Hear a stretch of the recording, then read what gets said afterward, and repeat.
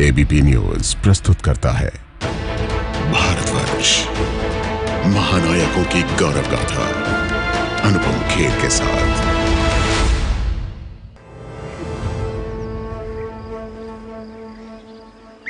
मेरे पति अभी संन्यास नहीं ले सकते, ये अभी पराजित नहीं हुए हैं। शास्त्रों में माना गया है कि पत्नी पति की अर्धांगिनी होती है और इसीलिए आपको मुझे भी पराजित करना होगा। मुझे पराजित कर ही आप मेरे पति को अपना शिष्य बना सकते हैं। यदि आप मेरे साथ शास्त्रार्थ नहीं करना चाहते तो आप अपनी पराजय स्वीकार लीजिए। इतिहास में शायद ऐसे शास्त्रार्थ, डिबेट या बहस का जिक्र और कहीं नहीं मिलता है। इस शास्त्रार्थ का नतीजा क्या हुआ ये हम आपको बताएंगे। फिलहाल ये जान लीजिए कि प्रश्न पूछने वाली महिला का नाम उभय भारती था और पशुपेश में पड़े सन्यासी कोई और नहीं, जगत गुरु आदि शंकराचार्य हैं। नमस्कार, मैं अनुपम खेर, भारतवर्ष में आपका स्वागत है। भारतवर्ष के इस एपिसोड में कहानी उस महान सन्यासी की जिनकी लिखी किताबों को हम में से बहुत कम लोगों ने पढ़ा है, जिनके लिखे श्लोक उससे भी कम लोग जानते हैं। लेकिन जब सवाल जीवन और मृत्यु का हो, व्यक्ति और उसके ईश्वर के बीच के संबंधों का हो, तो उसी सन्यासी के विचार 100 करोड़ से ज्यादा लोगों के विचार बन जाते हैं। जब एक राजनीतिक भारत की जगह एक आध्यात्मिक भारत की चर्चा होती है, तब इसी महामानव की याद आती है। भारतवर्ष में इस बार महागाथा जगत गुरु आदि शंकराचार्य की। यह है आज के भारत का राजनीतिक मानचित्र। लेकिन क्या राजनीतिक सीमाएं ही भारत को बनाती हैं? अब आप एक आध्यात्मिक भारत की रूपरेखा देखिए। उत्तर में हिमालय की गोद में ज्योतिर्मठ, पश्चिम में द्वारका मठ, दक्षिण में श्रृंगेरी मठ और पूरब में गोवर्धन मठ। इस आध्यात्मिक भारत के पीछे जिनकी सोच है, उन्हें ही जगत गुरु आदि शंकराचार्य कहते हैं। रक्षा की दृष्टि से, सामाजिक दृष्टि से, सांस्कृतिक एकता की दृष्टि से, जो है आध्यात्मिक एकता की दृष्टि से, ये सारी चीज है। जब आप इसको देखेंगे तो आपको लगेगा कि जो मतलब ऐसे व्यक्ति हो नहीं सकते दूसरे जो इस तरह का चिंतन रखते, और उन्होंने सफल प्रयोग किया। आज से 1200 साल पहले जब भारत राजनीतिक तौर पर ही नहीं बल्कि धार्मिक तौर पर भी बटा था, तब धर्म के नाम पर आडंबर था, कर्मकांड था। जिसे आज हम हिंदू धर्म कहते हैं, वो 84 से भी ज्यादा अलग अलग संप्रदायों में बटा था। यहां तक कि बौद्ध धर्म में भी तंत्र मंत्र करने वालों का बोलबाला था। बौद्ध धर्म का जो उस समय स्वरूप है वो हीनयान नहीं है, महायान नहीं है। वो समय है जब वज्रयान आ गया है, यानी तांत्रिक बुद्धिज्म का बहुत ज़्यादा प्रचलन हो गया है, जिसके कारण से समाज में धर्म के नाम से विकृतियाँ आने लगी हैं। एक तरफ ये दृश्य है, दूसरी तरफ क्या है कि हिंदू धर्म जिसे आप कहते हैं, वैदिक धर्म कहते हैं, उसमें एक मूर्ति पूजा वाले संप्रदाय, शैव संप्रदाय, वैष्णव संप्रदाय, सूर्य की पूजा करने वाले सौर संप्रदाय, गणपति की पूजा करने वाले गणपत संप्रदाय, शक्ति पूजा वाले शाक्त संप्रदाय, ये आपस में संघर्षशील हैं। इनमें आपस में बहुत ज़्यादा हिंसक घटनाएं हो रही हैं। इन हालात से धर्म को निकालने के लिए जगत गुरु आदि शंकराचार्य ने पूरे भारत की पैदल यात्रा की थी। मकसद था भारत को धार्मिक तौर पर, आध्यात्मिक तौर पर एक करना। भारत का शायद ही कोई ऐसा इलाका बचा होगा जहां की यात्रा आदि शंकराचार्य ने नहीं की हो। उन्होंने भारत के हर कोने में अलग अलग धर्म और संप्रदायों के विद्वानों से शास्त्रार्थ किया और धर्म विजय की नींव रखी।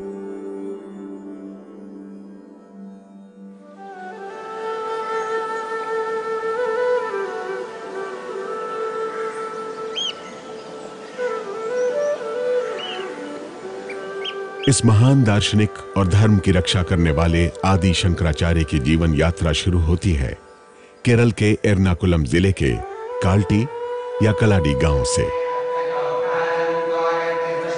निम्बूदरी पाद ब्राह्मणों के उस गांव में शिवगुरु नाम के विद्वान रहा करते थे। कहते हैं भगवान शंकर के आशीर्वाद से ही उन्हें एक पुत्र हुआ जिसका नाम उन्होंने शंकर रखा।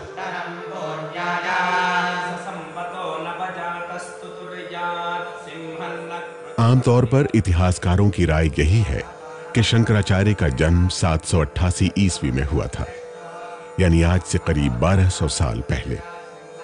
कुछ लोग आदि शंकराचार्य का जन्म 2500 साल पहले भी मानते हैं।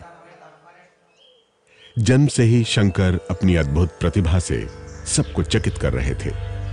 कहा जाता है कि वो इतने प्रतिभाशाली थे कि 3 साल की आयु में ही मातृभाषा मलयालम सीख ली, वेदों को पढ़ डाला, धर्म के कठिन प्रश्नों का उत्तर देने लगे।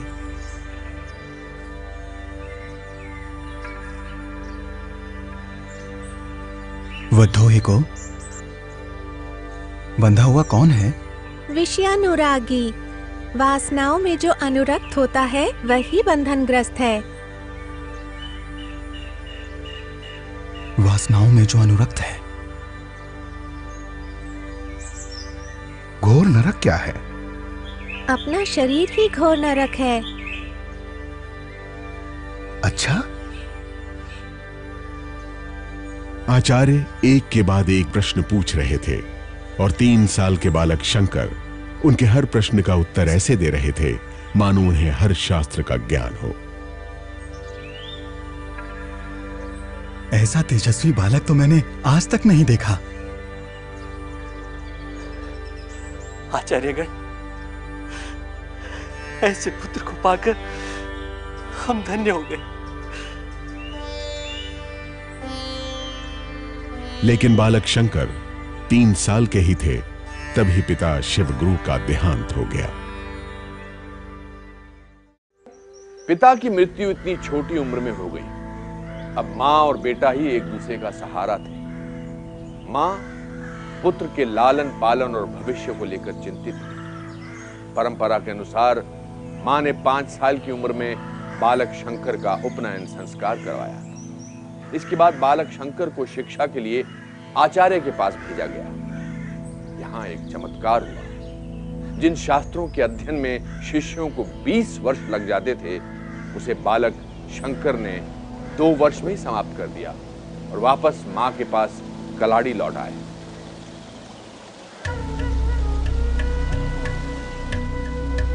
बालक शंकर के बारे में जो कहानियां कलाड़ी के साथ साथ पूरी दुनिया में चर्चित हैं, उनमें से एक इस पूर्णा नदी से भी जुड़ी हुई है। अब इसे पेरियार नदी कहते हैं।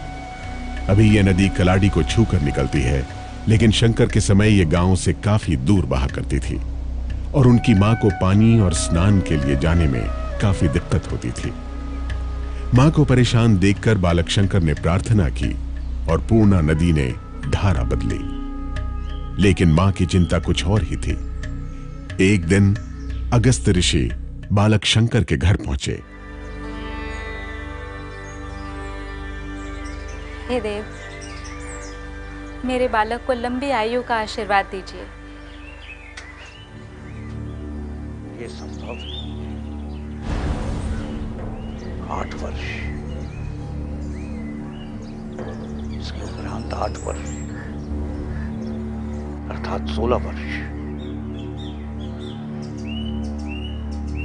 फिर कुछ कारणवश और 16 वर्ष अर्थात आचार्य,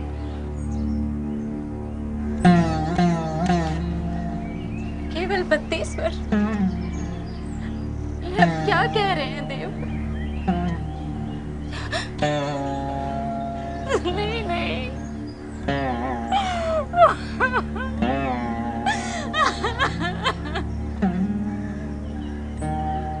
32 वर्ष की आयु में पुत्र के देहांत की बात सुनकर मां कांप उठी।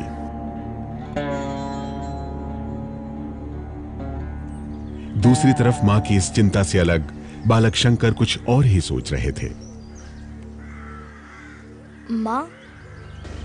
हाँ बेटा। माँ, मैं देखता हूँ कि लोग जन्म लेते हैं और उनकी मृत्यु हो जाती है। इस संसार में कोई सुख नहीं, इसलिए मैं संन्यास लेकर इन बंधनों से मुक्त होना चाहता हूँ। इतने निष्ठुर ना बनो, मुझसे ऐसे वचन ना कहो बेटा। ये संन्यास लेने का विचार छोड़ दो। पर क्यों माता? इसमें अनुचित क्या है? तुम गृहस्थ बनो, यज्ञ करो, आराधना करो, पूजा करो, उसके बाद सन्यासी बनना। और तुम तो कितने विद्वान हो, कितने शास्त्र पढ़े हैं तुमने। तुम्हें तब भी अपनी माता की बिल्कुल चिंता नहीं? क्या तुम्हें अपनी माँ से कोई प्रेम नहीं? मेरा मन इस सांसारिक जीवन में रहना नहीं चाहता, किंतु मेरी माँ मुझे छोड़ना नहीं चाहती। मेरी माँ मेरे हृदय की बात क्यों नहीं समझती? माता की आज्ञा के बिना मैं कैसे संन्यास ग्रहण करूं? माँ ने जब संन्यास लेने की अनुमति नहीं दी, तब शंकर ने एक लीला रच डाली। वो नहाने नदी में गए, किनारे माँ खड़ी थी। अचानक वो डूबने लगे। शंकर चिल्लाए, मुझे बचाओ, मुझे कोई खींच रहा है। पास खड़े एक व्यक्ति ने कहा, अरे उसे तो घड़ियाल खींच ले जा रहा है। ये सुनते ही आर्यम्बा शंकर को बचाने के लिए नदी में उतर गई। पीछे पीछे दूसरे लोग भी भागते रहे, लेकिन शंकर को घड़ियाल खींचता ही जा रहा था। तभी शंकर ने कहा, यदि तुम मुझे संन्यास लेने की आज्ञा दो तो ये घड़ियाल मुझे छोड़ देगा। माँ आश्चर्य से शंकर को देखती है। बालक शंकर ने फिर कहा, कुछ ही क्षण बचे हैं माँ, बोलो माँ। आखिरकार माँ ने उन्हें संन्यास की अनुमति दे दी। While giving permission, अनुमति देने के वक्त बालक शंकर की माँ ने उनसे एक बात कही। उन्होंने कहा कि मेरी एक इच्छा है। तो बालक शंकर ने पूछा कि वो क्या है? तब उनकी माँ बोली कि मेरी मृत्यु के समय तुम ही मेरे पास आना और मेरा अंतिम संस्कार करना। my cremation yourself. तब बालक शंकर ने कहा कि जब भी आपको मेरी उपस्थिति चाहिए होगी, मैं अवश्य आऊंगा। My presence.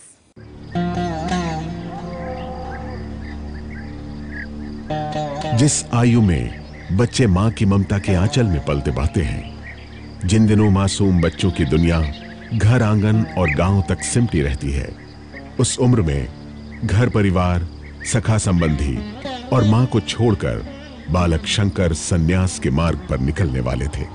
इस दृश्य की अब बस कल्पना ही की जा सकती है।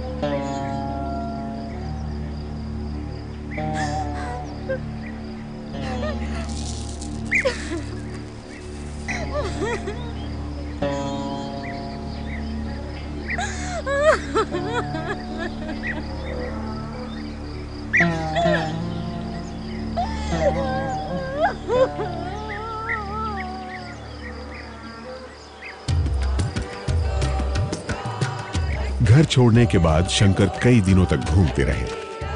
उन्होंने मार्ग में कई नदी, पर्वत और जंगलों को पार किया।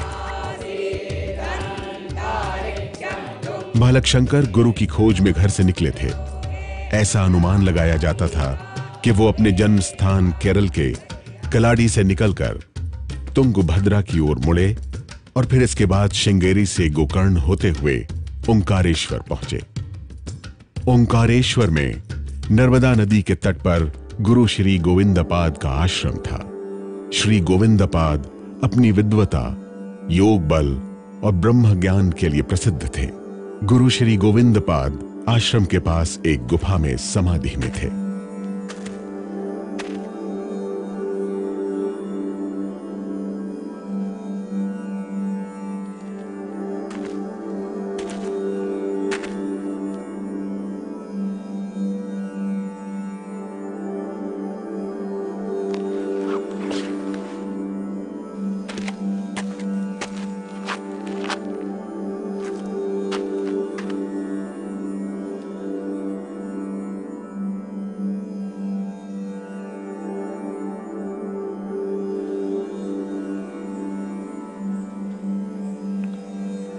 कौन हो तुम?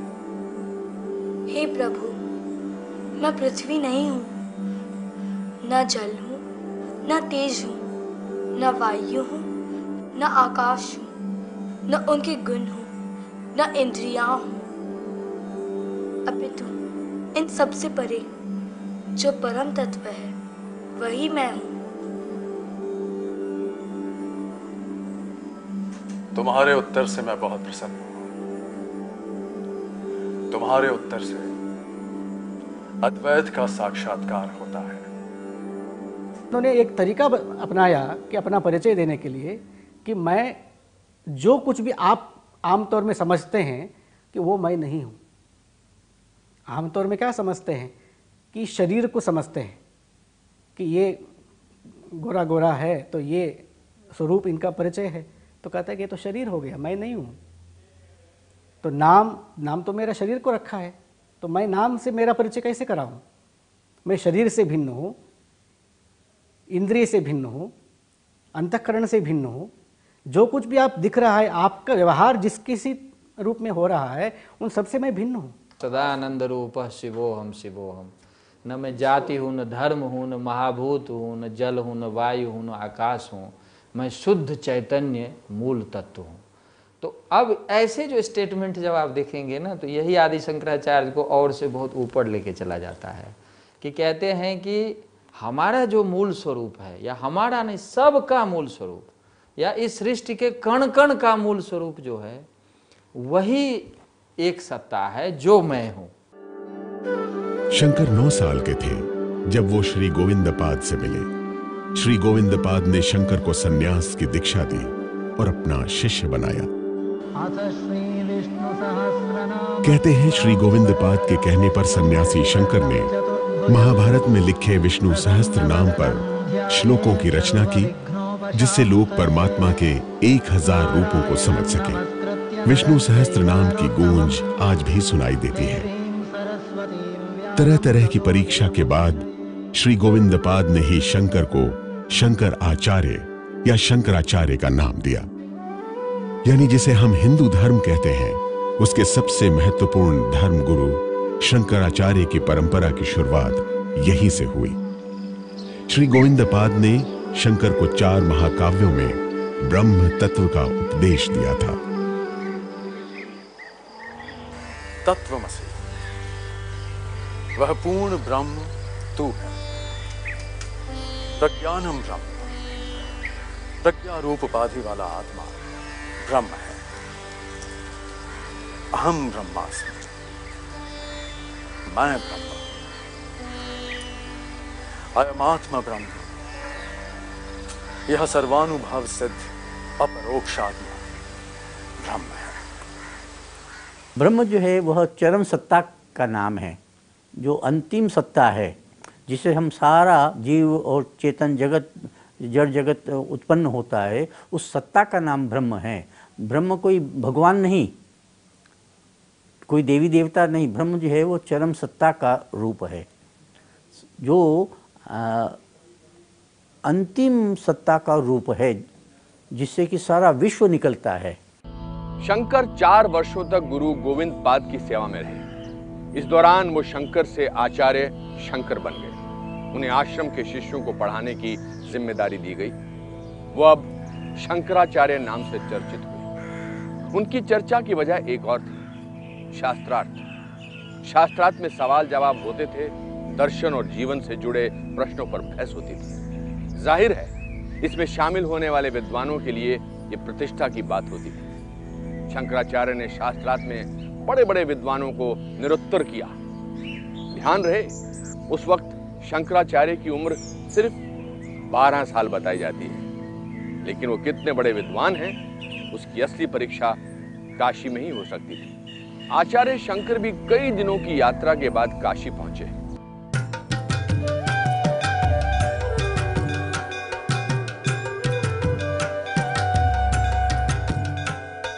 काशी में कई लोगों ने आचार्य शंकर की प्रेरणा से विधिवत संन्यास ग्रहण किया और उनकी सेवा करने लगे। एक नवयुवक आचार्य के चरणों में वृद्ध और ज्ञानी लोगों को बैठे देखकर लोग चकित रह जाते थे। उस समय बौद्ध सन्यासी परंपरा भी वाराणसी में काफी प्रभावशाली थी। यहां बौद्ध सन्यासियों से भी शंकराचार्य ने शास्त्रार्थ किया, लेकिन स्वयं आचार्य शंकर के ज्ञान की परीक्षा होनी अभी बाकी थी।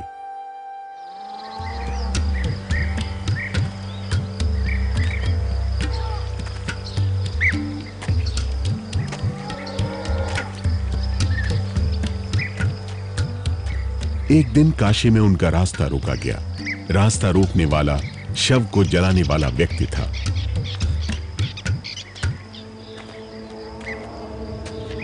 ठहरो। दूर हटो, आचार्य को जाने दो। मैं रास्ते से नहीं हटूंगा। पहले आचार्य शंकर मेरे प्रश्न का उत्तर दें। कैसा प्रश्न? हे महात्मन, आपने कहा दूर हटो। आप किससे दूर हटना चाहते हैं? मेरे शरीर से या मेरे शरीर में विद्यमान आत्मा से? जब हर व्यक्ति का शरीर अन्न से पुष्ट होता है तो आपके और हमारे शरीर में क्या अंतर है? और जब हर शरीर में एक ही आत्मा विराजमान है तो आप में और मुझ में कैसा भेद? तो फिर आप ये कैसे कह सकते हैं कि मैं ब्राह्मण हूं और तुम चांडाल हो? आपने मुझसे क्यों कहा कि दूर हटो? अछूत समझे जाने वाले व्यक्ति ने यह सवाल आदि शंकराचार्य से किए। जाति धर्म छोटे बड़े में भेद कैसे हो सकता है जबकि सब में एक ही ईश्वर का अंश मौजूद है? यह दरअसल आदि शंकराचार्य की परीक्षा भी थी। कहा जाता है कि वो शिव ही थे जो ये प्रश्न पूछ रहे थे। आचार्य शंकर ने अनुभव किया कि जीव और परम सत्ता एक ही है, ठीक उसी तरह जैसे गुड़ से उसकी मिठास अलग नहीं है।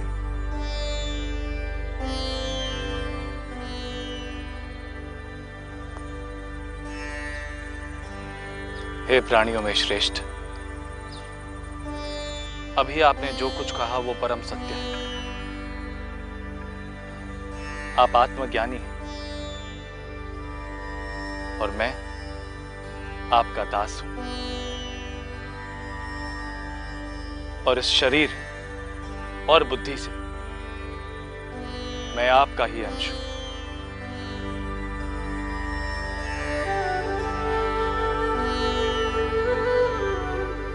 वैसे ही हम सारे जो लोग हैं, सारे पशु पक्षी जीव जंतु, इवन जो जिसको हम जड़ कहते हैं वेदांत में, उसको भी चेतन माना जाता है। तो वो कहते हैं कि ये जितने हैं सब आकार हैं अलग अलग, लेकिन मूल में एक सत्ता है। तो यदि उस मूल एक सत्ता को यदि हम ध्यान रखें तो हमारे अंदर कोई राग द्वेष नहीं होता है। लेकिन यदि हम ये समझते हैं कि ये ऐसा है, कोई सांवला है, कोई गोरा है, कोई इस जाति का है, कोई इस धर्म का है, तो आपके मन में उसके आधार पे तरह तरह की समस्याएं शुरू हो जाती है। कहा जाता है कि काशी में चांडाल के रूप में मिले भगवान शिव की प्रेरणा से आचार्य शंकर ने व्यास रचित ब्रह्मसूत्र, श्रीमद् भागवत गीता और उपनिषद को समझने के लिए भाव्य या किताब लिखने का निर्णय किया, ताकि उनके गहरे अर्थों को सरल बनाया जाए और आम जन भी आसानी से इसे समझ सकें। ये तीनों ग्रंथ प्रस्थानत्रयी कहलाते हैं। काशी में आचार्य शंकर विद्वान पंडित और शिष्यों से घिरे रहते थे। वो ग्रंथों के रूप में, किताबों के रूप में धरोहर छोड़ना चाहते थे। उन्हें एकांत की जरूरत महसूस होने लगी और तब उन्होंने काशी छोड़कर बद्रीनाथ जाने का फैसला किया। वो अपने कुछ शिष्यों के साथ कई दिनों तक यात्रा करते हुए दुर्गम पहाड़, नदी, नालों को पार करते हुए अलकनंदा के किनारे बद्रीनाथ पहुंचे। कहा जाता है कि बद्रीनाथ में आचार्य शंकर ने अलकनंदा नदी से भगवान बद्रीनाथ की मूर्ति निकालकर उसे मंदिर में स्थापित किया था। इसके बाद वो बद्रीनाथ के ही व्यास गुफा में रहने लगे। आचार्य शंकर ने व्यास गुफा में रहकर 4 वर्षों तक ब्रह्मसूत्र, श्रीमद् भागवत गीता और उपनिषद पर ग्रंथ या किताबों की रचना की। उन्होंने भगवान गणेश, गंगा, शिव, देवी भगवती जैसे देवी देवताओं की भावपूर्ण प्रार्थनाओं की रचना की। उन्होंने वेदांत संबंधी कई छोटे छोटे आसान ग्रंथ लिखे जो प्रकरण ग्रंथ कहे जाते हैं। इन्हीं में भज गोविंदम भी है। भज गोविंदम को आज भी पूरी श्रद्धा और आस्था के साथ गाया जाता है। गोविंदम भज मूढ़मते प्राप्ते सन्निहिते मरणे नहि नहि रक्षति दुःखेषु कृंकरणे। किसी मधुमक्खी के छत्ते को तोड़ते हैं, उसमें केवल रस ही रस मिलता है। उसी प्रकार केवल रस, केवल आनंद ही आनंद जिसमें है, उसी प्रकार के गोविंद का भजन करो, वही ही संसार से पार कराने के लिए समर्थ है, और कोई नहीं। आचार्य शंकर 8 साल की उम्र में संन्यास लेकर घर से निकले थे। सुदूर दक्षिण केरल से काशी और काशी से बद्रीनाथ तक की यात्रा में उन्होंने गुरु से शिक्षा ली और शंकर से शंकराचार्य बने। उन्हें जगह जगह प्रशंसा और प्रसिद्धि मिली, लेकिन जिस विचार को वो फैला रहे थे उस पर सवाल अब भी थे। सवाल उठाने वालों में उस समय के प्रकांड विद्वान मंडन मिश्र थे।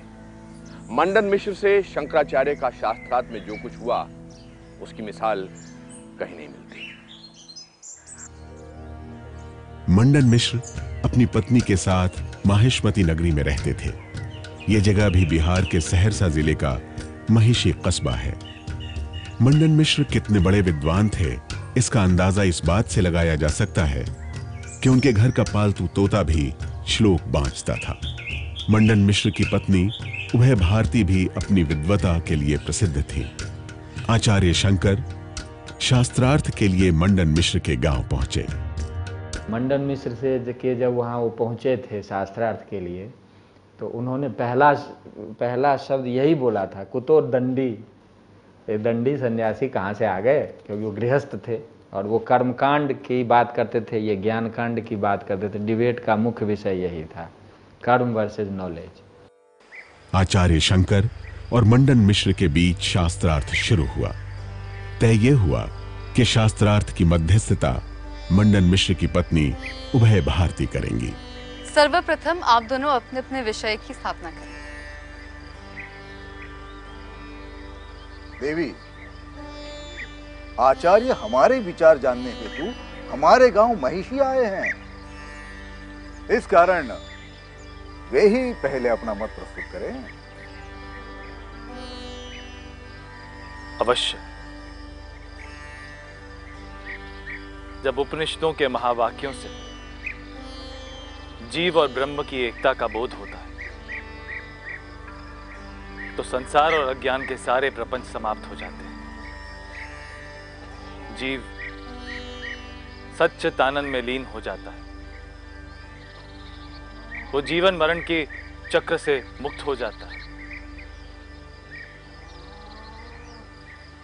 उपनिषद इसी का प्रमाण है। यही मेरा सिद्धांत है और यही मेरा विषय। इस शास्त्रार्थ यदि मैं पराजित हुआ तो इस काशय वस्त्र और सन्यास का त्याग कर दूं। मैं वेदों के बाद आए उपनिषदों को प्रमाण नहीं मानता। मैं वेद के कर्मकांड को प्रमाण मानता हूं। दुखों से मुक्ति कर्म से मिलती है, काम से मिलती है, शब्दों से नहीं। शब्दों की शक्ति तो केवल कर्म को प्रकट करने तक ही सीमित होती है। इस कारण मनुष्य को अपनी पूरी आयु कर्म का अनुष्ठान करना चाहिए। यही मेरी प्रतिज्ञा है। यदि इस शास्त्रार्थ में मैं पराजित हुआ तो मैं गृहस्थ धर्म छोड़कर सन्यासी बन जाऊंगा।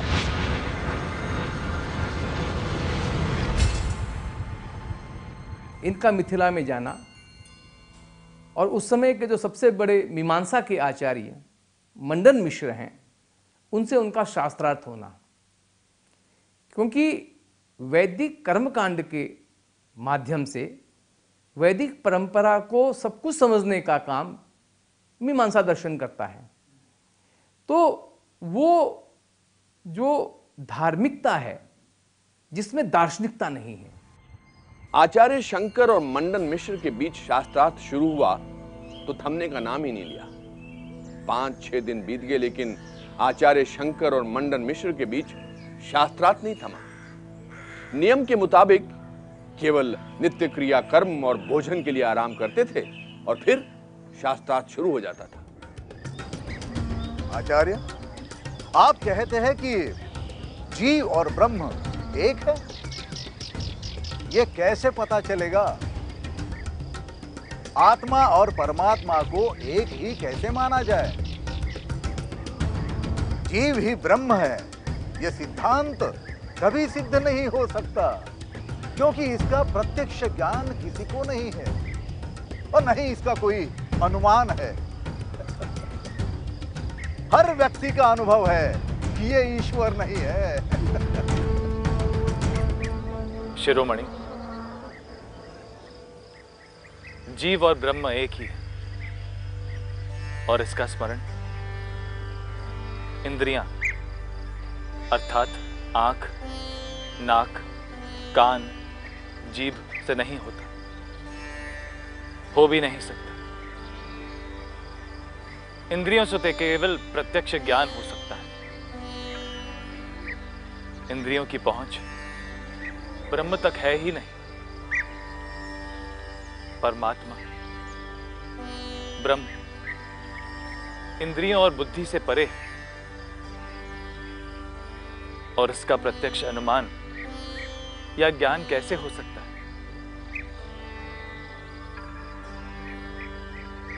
और इसीलिए आपका प्रश्न ही गलत है।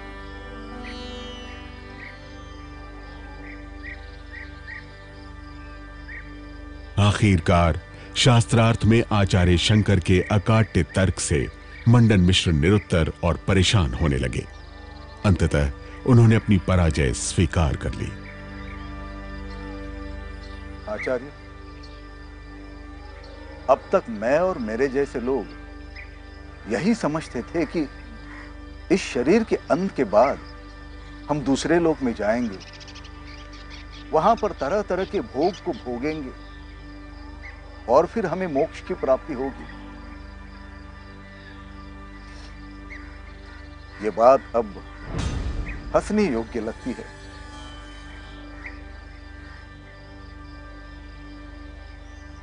आचार्य, अज्ञानतावश और अहंकार में मैंने आपको कई अप्रिय और कटु बातें बोली है, मुझे क्षमा कर दीजिए। मैं संन्यास लेकर आपके शरण आना चाहता हूं, आपका शिष्य बनना चाहता हूं। आचार्य, आचार्य मुझे ब्रह्म तत्व का उपदेश कीजिए। सभा सन रह गई। महान विद्वान प्रकांड पंडित मंडन मिश्र निरुत्तर होकर शंकराचार्य के शिष्य बनने को तैयार थे।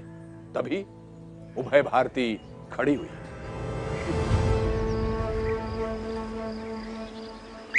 मेरे पति अभी संन्यास नहीं ले सकते, ये अभी पराजित नहीं हुए हैं।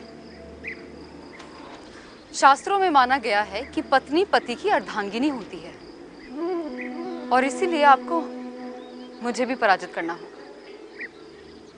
मुझे पराजित कर ही आप मेरे पति को अपना शिष्य बना सकते हैं। यदि आप मेरे साथ शास्त्रार्थ नहीं करना चाहते तो आप अपनी पराजय स्वीकार लीजिए। मंडन मिश्र की पत्नी उभय भारती की बात सुनकर सभा में हलचल मच गई। आचार्य शंकर ने उन्हें समझाने की कोशिश की, लेकिन उभय भारती अपनी बात पर अटल थी। अंततः आचार्य शंकर उभय भारती से शास्त्रार्थ करने को तैयार हो गए। यदि यही आपकी इच्छा है तो आप आसन ग्रहण कीजिए।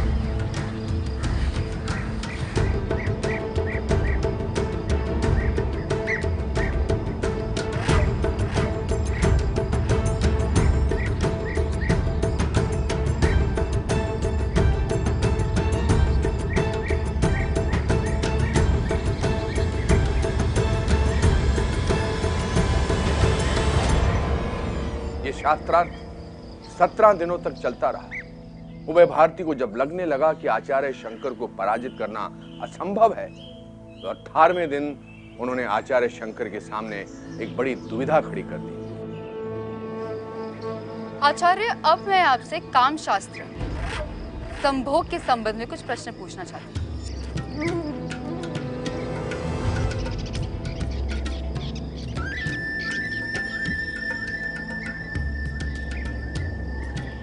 आचार्य, क्या आप मुझे बता सकते हैं कि स्त्री और पुरुष के संभोग में कितनी कलाएं होती हैं? इनके अलग अलग मुद्राएं कौन सी होती हैं? पुरुष को आकर्षित करने के लिए, उसे रिझाने के लिए स्त्री कौन कौन सी विधि अपनाती है? शरीर के किन किन अंगों में काम वासना का निवास होता है?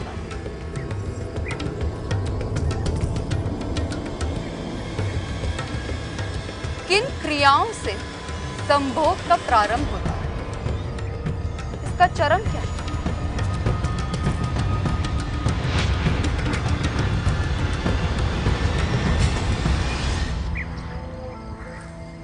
हे देवी, एक सन्यासी से इस प्रकार के प्रश्न क्यों? क्या काम शास्त्र शास्त्रीय नहीं है? फिर आप तो सर्वज्ञ हैं, जितेंद्रिय हैं। तो बताइए आचार्य, आप काम शास्त्र के प्रश्नों का उत्तर क्यों नहीं देते? देवी, एक सन्यासी से ऐसे प्रश्न करना अनुचित है। इन्होंने अपने बाल्यकाल से ही सन्यास ग्रहण किया हुआ है।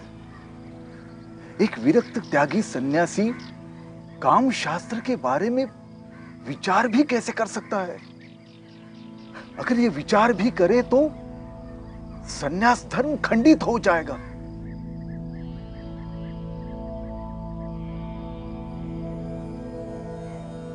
तो फिर ये अपनी पराजय स्वीकार ले।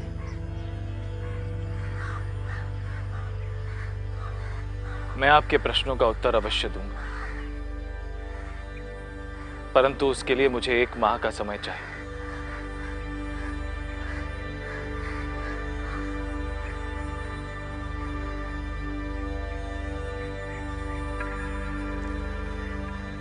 जैसे आपकी इच्छा।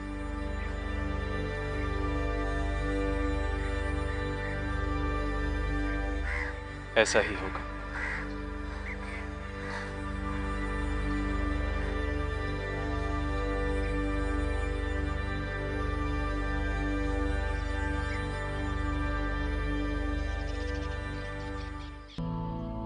आचार्य शंकर सभा छोड़कर जंगल की ओर चले, जहां उन्हें अमरूक नाम के एक राजा का शव दिखाई दिया। राजा अमरूक की शिकार के दौरान मौत हो गई थी। उसी क्षण आचार्य शंकर ने प्रबल योग शक्ति से अपने शरीर का त्याग कर दिया।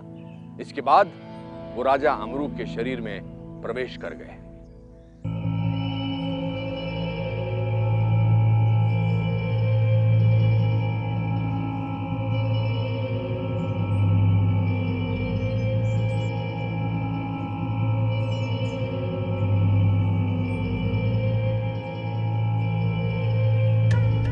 आदि शंकराचार्य 1 महीने तक राजा अमरूक के शरीर में रहे, रानी के साथ रहे। इसी दौरान उन्होंने काम शास्त्र का ज्ञान लिया और 4 महीने बाद शंकराचार्य शंकर ने राजा अमरूक के शरीर को छोड़कर वापस अपने शरीर को धारण किया। वो एक बार फिर मंडन मिश्र की पत्नी उभय भारती से शास्त्रार्थ के लिए लौटे। उन्होंने काम शास्त्र से जुड़े सारे प्रश्नों का उत्तर दिया। असल में आचार्य शंकर का उद्देश्य किसी को शास्त्रार्थ में पराजित करना नहीं था। वो तो वैदिक धर्म दर्शन को आम लोगों तक पहुंचाना चाहते थे। इसके लिए उन्होंने एक यात्रा शुरू की। भारत के इतिहास में यह सबसे अद्भुत यात्रा थी, दिग्विजय यात्रा। आचार्य शंकर की दिग्विजय यात्रा कितनी लंबी और हिंदू धर्म के लिए कितनी महत्वपूर्ण थी, यह समझने के लिए इस मानचित्र को देखिए। इस यात्रा की शुरुआत रामेश्वरम से हुई थी। उत्तर में अलग अलग जगहों से होती हुई कश्मीर तक पहुंची, जहां उन्होंने शारदा पीठ में शास्त्रार्थ किया। पूरब में वो बंगाल और असम गए, वहीं पश्चिम में वो तक्षशिला यानी आज की रावलपिंडी तक पहुंचे, जहां उन्होंने बौद्ध दार्शनिकों से शास्त्रार्थ किया। लगभग उन्होंने 84 संप्रदाय के आचार्यों से शास्त्रार्थ किया था और शास्त्रार्थ करते समय उनका जो उद्देश्य था वो यह नहीं था कि दूसरे को अपमानित करना है, उनका उद्देश्य सिर्फ ये था कि जिस विचार तक आप पहुँचे हैं उस विचार से आगे भी विचार है, वह अंतिम विचार नहीं है। और यदि आप उस विचार तक पहुँचें तो आप अपना भी कल्याण कर सकते हैं और समाज को भी एक नई दिशा दे सकते हैं। इसलिए उन्होंने जिन आचार्यों से शास्त्रार्थ किया, अंत में वे आचार्य इनके शिष्य बन गए। दिग्विजय यात्रा के बाद आचार्य शंकर कुछ शिष्यों को लेकर एक बार फिर बद्रीनाथ के लिए चल दिए। वो उत्तराखंड के जोशीमठ में कुछ दिनों तक रुके। उन्हीं दिनों एक दिन आचार्य शंकर ने शिष्यों को बुलाया। अद्वैत वेदांत मार्ग को लंबे समय तक चलाने के लिए सन्यासी संघ का गठित होना आवश्यक है, और इसी के लिए भारत के चारों दिशाओं में मठों की स्थापना होगी। पद्मपाद, सुरेश्वर, हस्तामलक और टोटक,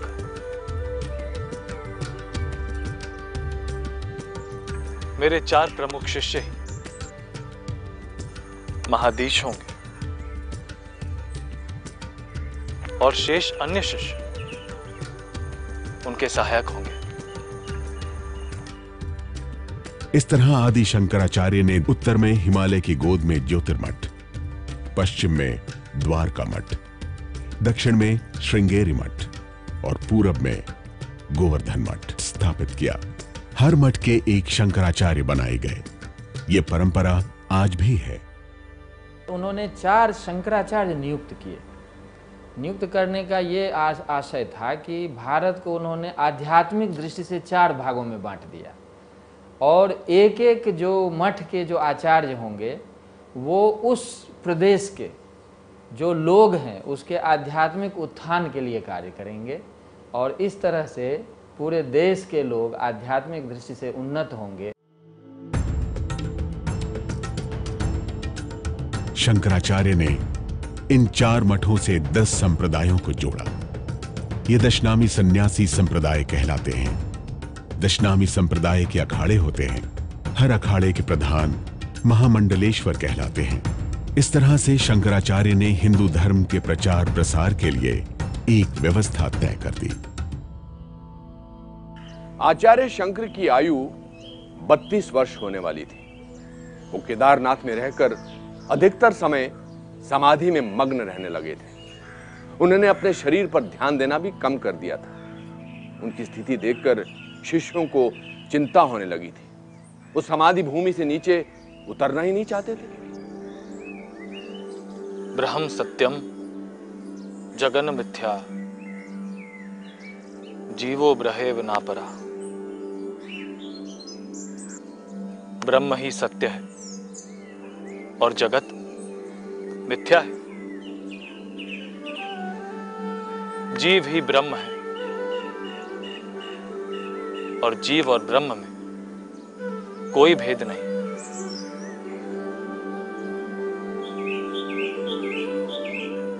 क्या कोई घड़ा मिट्टी से अलग हो सकता है? ये जगत भी इस मिट्टी के घड़े की तरह है।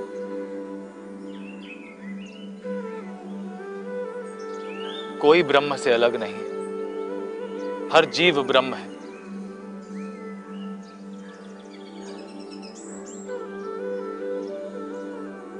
अब मुझे स्पष्ट अनुभव हो रहा है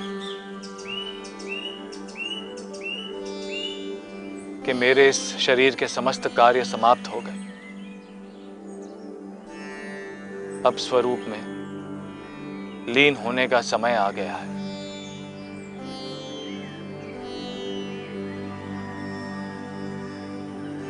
आचार्य शंकर मौन हो गए। वो ध्यान में चले गए। कहा जाता है कि इसके बाद जगत गुरु शंकराचार्य केदारनाथ में ही अंतर्ध्यान हो गए। अथ श्री विष्णु सहस्रनाम शुक्लांबरधरं विष्णुं शशिवर्णं चतुर्भुजम्। जीव जैसे हम और आप, ब्रह्म मतलब ईश्वर, दोनों एक, फर्क नहीं है, सवाल तलाशने भर का है। ये बात हमारी सोच का हिस्सा है। दूसरी बात, राजनीतिक तौर पर भारत का एक नक्शा हमें दिखाई देता है, वहीं आध्यात्मिक तौर पर भी एक भारत की सोच शंकराचार्य की। पूरब में पूरी मठ, पश्चिम में द्वारका पीठ, उत्तर में जोशी मठ और दक्षिण में श्रृंगेरी पीठ की स्थापना इसी बात का एक उदाहरण है। भारतवर्ष में इस हफ्ते इतना ही। मिलते हैं अगले हफ्ते एक और महागाथा के साथ।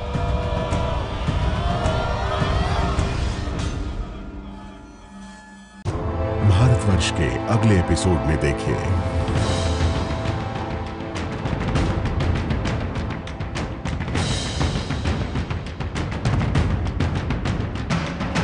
नहीं हो गीता, ये क्या किया तूने?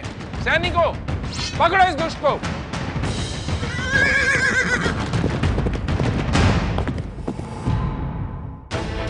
भारतवर्ष, महानायकों की गौरव गाथा अनुपम खेर के साथ।